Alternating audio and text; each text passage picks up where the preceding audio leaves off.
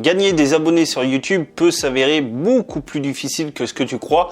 Des vidéos qui vont générer beaucoup de vues parfois vont te rapporter très peu d'abonnés et au contraire, des vidéos qui auront fait beaucoup moins de vues vont te rapporter beaucoup plus d'abonnés.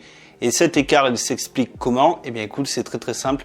Ça s'explique par l'engagement. C'est en s'engageant que les gens s'abonnent à ta chaîne, tout simplement. Donc si tu dois mettre le focus sur une donnée, c'est l'engagement. Et attention, je pense que tu sous-estimes un peu ça. Tu dis ouais, l'engagement, ça veut tout rien dire. Non, ça ne veut pas tout et rien dire, ça veut tout dire. C'est ça qui va faire que les gens vont s'abonner à ta chaîne et vont s'engager avec ton contenu au quotidien. Et pour illustrer mes propos et que tu comprennes bien ce que j'essaye de te dire à travers cette vidéo, à travers cette valeur d'engagement, je vais t'expliquer les 3 types de personnes qui arrivent sur ta chaîne. Donc ils vont arriver sur ta chaîne, sur la mienne et sur toutes les autres chaînes du YouTube Game. Voilà, qu'on soit très clair, ça concerne absolument tout le monde, cette catégorie de personnes. Et la première catégorie de personnes, c'est celle qu'on veut à tout prix éviter. En tout cas, c'est celle qui contribue le moins à l'engagement. C'est quand une personne va arriver sur l'une de tes vidéos, elle ne va pas lâcher un seul commentaire, pas un like et encore moins s'abonner à ta chaîne. Donc elle va regarder ta vidéo, elle va repartir sans laisser une seule trace à part une vue sur ta chaîne supplémentaire. Ensuite, la deuxième catégorie de personnes qui pourrait sembler un peu plus intéressante, c'est quand une personne va arriver sur une de tes vidéos, qu'elle va regarder ton contenu et qu'elle va s'abonner à ta chaîne. S'abonner, lâcher un like, un commentaire, bref, qu'elle va s'engager. Mais on va surtout parler d'abonnement parce que c'est le but de cette vidéo. Donc elle va regarder ta vidéo et elle va s'abonner à ta chaîne, mais sans réel engagement. Elle se sera abonnée parce que elle se dit je vais lui faire plaisir tout simplement. Et enfin la troisième et dernière catégorie de personnes, c'est quoi? Eh bien c'est quand une personne va arriver sur une de tes vidéos, qu'elle va regarder ta vidéo, qu'elle va lâcher un like, qu'elle va s'abonner avec un engagement fort puisqu'elle va aller regarder d'autres vidéos derrière et elle va attendre tes futures vidéos avec beaucoup d'impatience. Et du coup je pense que tu l'auras compris, c'est sur cette troisième catégorie que tu dois mettre le focus parce que ce sont ces personnes qui vont vraiment s'engager avec ta chaîne. Et on en revient à ce que je te disais en début de vidéo, il faut trouver des personnes engagées parce que plus tu auras une communauté qui sera engagée avec ton contenu et plus à la sortie de tes vidéos, ils vont pousser, propulser un peu ta vidéo pour dire à YouTube, cette vidéo elle est bonne, il faut que tu la pousses. Et YouTube est susceptible de proposer cette vidéo à de plus en plus de personnes qui vont pouvoir à leur tour s'engager avec ta chaîne, etc. Je pense que tu as compris ce que je veux dire. Et si on veut revenir rapidement sur les 2 premières catégories, je préfère largement la catégorie numéro 1 que la numéro 2. Pourquoi? Eh bien écoute, tout simplement parce que la catégorie numéro 1, elle ne va pas flinguer mes stats. Elle va regarder la vidéo, elle va apprendre ce qu'elle veut apprendre tout simplement et elle va partir. Merci, au revoir, j'ai gagné une vue, peut-être un petit like, allez, si elle est de bonne humeur, basta. Par contre, la deuxième catégorie, elle va s'abonner à la chaîne, mais vu qu'elle s'est abonnée sans réel engagement, elle ne va pas regarder les vidéos et ça envoie un très mauvais signal à YouTube. Et c'est donc pour cette raison que je bannis le sub for sub.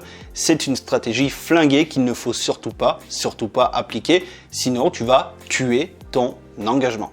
Bref, du coup tu l'auras compris, pour gagner en engagement, il faut que tu crées du contenu qui pousse à l'engagement justement, et je vais t'expliquer comment faire, parce que c'est bien beau de te parler d'engagement, mais il faut que je t'explique la stratégie. Et pour faire ça, je vais m'asseoir parce que j'ai beaucoup mal au genou, ça se dit pas du tout, mais c'est pas grave, j'ai très mal au genou, donc m'asseoir me fera le plus grand bien. Bien, tu as vu, les lunettes sont sorties, ça veut dire qu'on arrive dans la partie la plus importante de la vidéo. Allez, blague à part, la première chose que tu dois mettre en place pour générer de l'engagement sur ta chaîne, plus d'engagement, c'est de créer du contenu qui va être rare, donc difficile à trouver sur d'autres chaînes de ta thématique, parce qu'en fait le piège que l'on peut faire, et moi-même je l'ai fait, c'est de créer des vidéos que tu vas pouvoir retrouver sur tout un tas de chaînes, que ton viewer va pouvoir retrouver sur tout un tas de chaînes similaires à la tienne. Du coup, s'il peut retrouver les vidéos que tu fais sur d'autres chaînes, pourquoi il s'abonnerait à ta chaîne? Tu dois toujours te demander pourquoi est-ce que les gens s'abonneraient à ma chaîne. Et si tu veux que les gens s'abonnent à ta chaîne, il faut que tu crées de la rareté.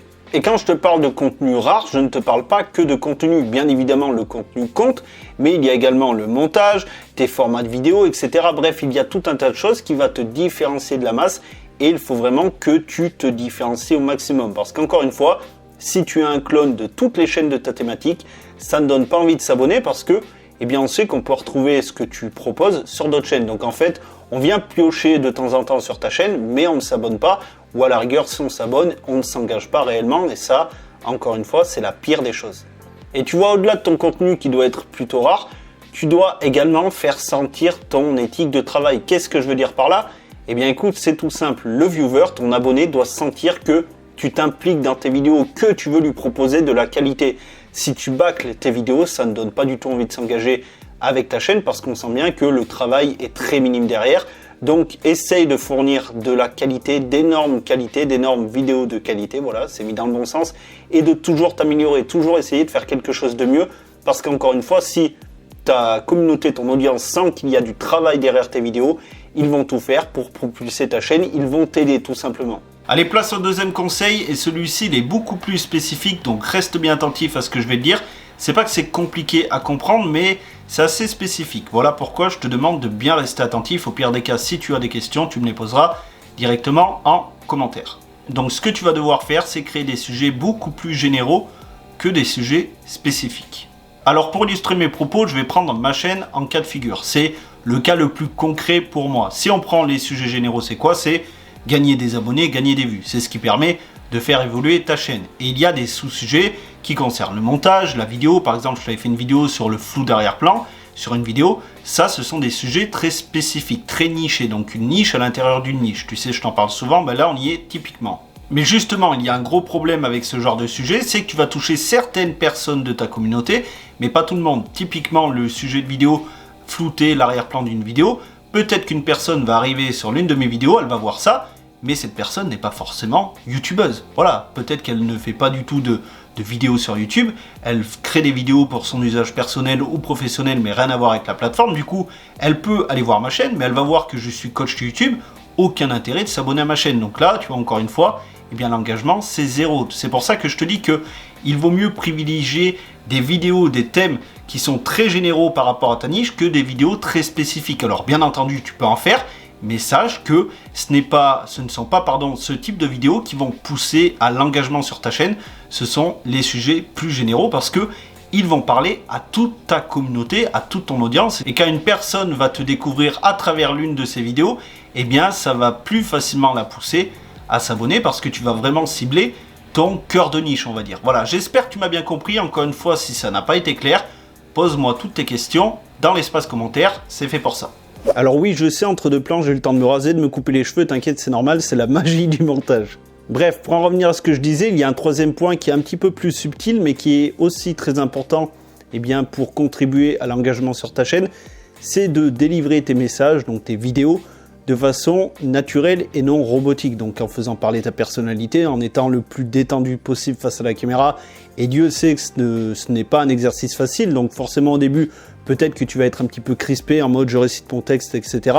Il faut vraiment que tu sois le plus cool possible parce qu'en fait, si tu es trop robotique, ça ne va pas du tout donner envie à ta communauté d'interagir avec toi. On va se dire, oh là, cette personne a l'air assez froide, peut-être qu'elle ne va même pas lire les commentaires qu'on va lui laisser, donc je vais pas m'y risquer, tu vois, parce que beaucoup de personnes ont peur de commenter. Donc, pour que les personnes commentent, que le maximum de personnes commentent, il faut que tu les mettes à l'aise. Il faut vraiment que sur ta chaîne, on se sente à l'aise et que si on a des questions à poser, on les pose tout simplement. Et au-delà des questions, même des commentaires pour dire super vidéo, etc., qu'on n'ait pas peur de poster des commentaires, donc instaurer un climat serein sur ta chaîne.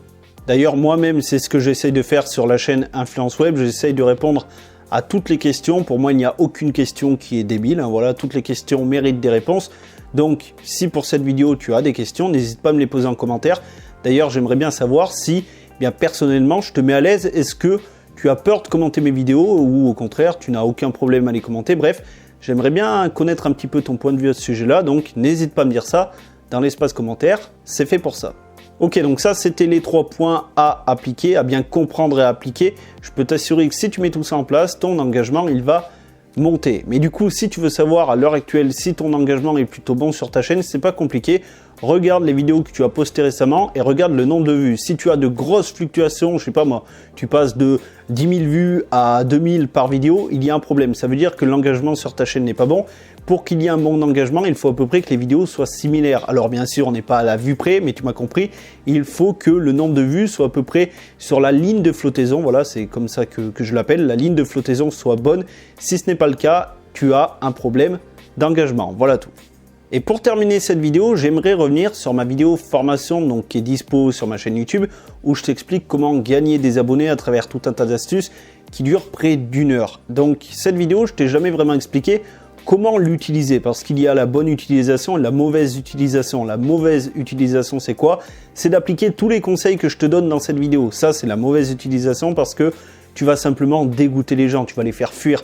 Si tu leur demandes de s'abonner via divers leviers, via des tonnes de leviers, que tu les forces limite à s'abonner, ils vont faire tout l'inverse. Donc tu dois prendre quelques conseils et l'adapter à ta chaîne. Voilà, ça c'est la première chose.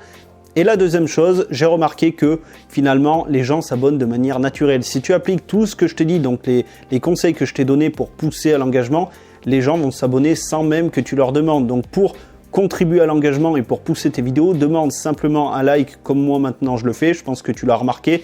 Depuis quelques vidéos, je ne te demande plus du tout de t'abonner à la chaîne. Si tu as envie de le faire, tu le fais. Si tu n'as pas envie, tu le fais pas. Moi, je veux des abonnés engagés, des abonnés actifs. Donc c'est pour ça que je ne le demande plus. Je demande simplement un like si la vidéo t'a plu et je te conseille très honnêtement de faire pareil. Donc je pense que tu l'auras compris à travers cette vidéo. Il vaut mieux avoir une chaîne qui a 500 abonnés, mais avec 500 abonnés qui sont très concernés par ton contenu, qui vont regarder toutes tes vidéos dès la sortie, plutôt qu'une chaîne à 30 000 abonnés par exemple, mais où la moitié seront morts et quand tu vas sortir une vidéo, très peu de personnes vont la regarder, très peu de personnes vont la pousser. Je peux te le dire, dans ce cas de figure, la chaîne à 500 abonnés, elle a beaucoup plus de chances d'exploser que la deuxième, parce que la chaîne à 500 abonnés, les vidéos, elles vont être poussées pour montrer à YouTube que ce sont de bonnes vidéos et qu'elles doivent être propagées à d'autres personnes qui ne connaissent pas justement la chaîne.